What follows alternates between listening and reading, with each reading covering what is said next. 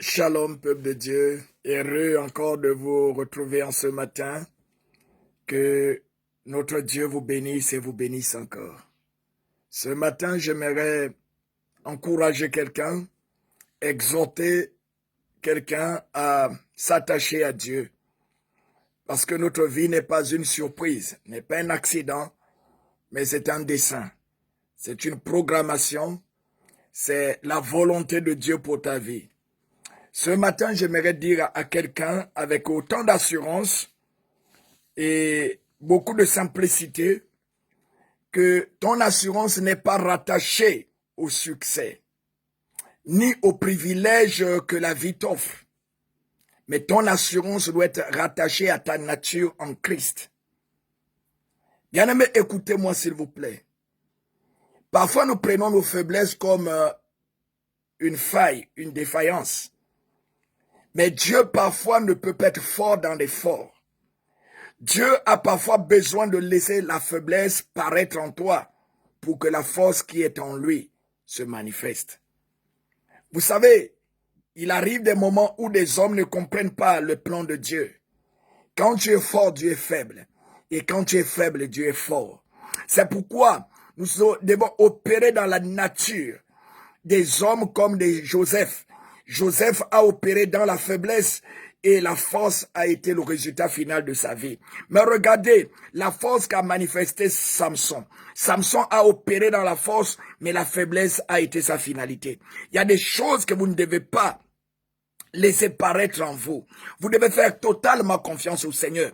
C'est pourquoi, quels que soient les défis auxquels vous êtes confrontés, apprenez à faire confiance au Seigneur.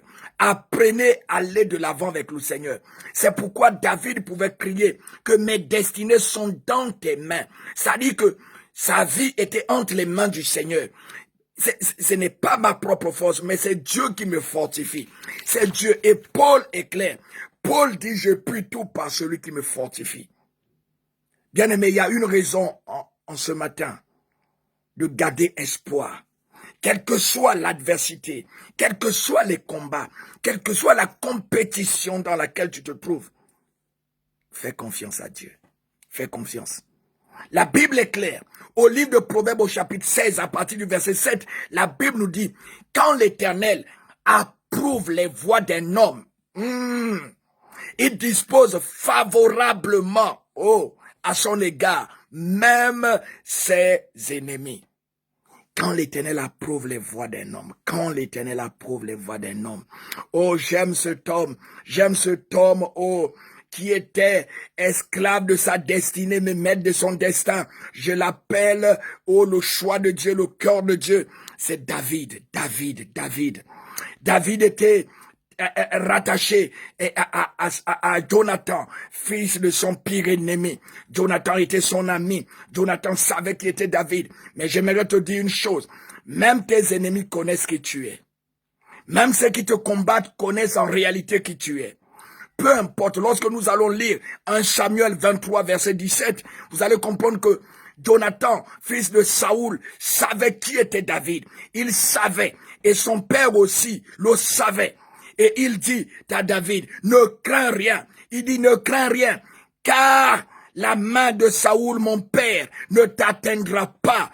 Tu régneras sur Israël. Et moi, je serai, alléluia, alléluia, alléluia. Et moi, je serai au second rang près de toi. Saoul, mon père, le sait bien aussi. Bien-aimé, j'ai envie de te dire, même si le trône qui est devant toi est encore géré par d'autres personnes, comprends qu'ils savent que c'est ta place. Ils savent que c'est ta place. Ils savent que c'est ta place.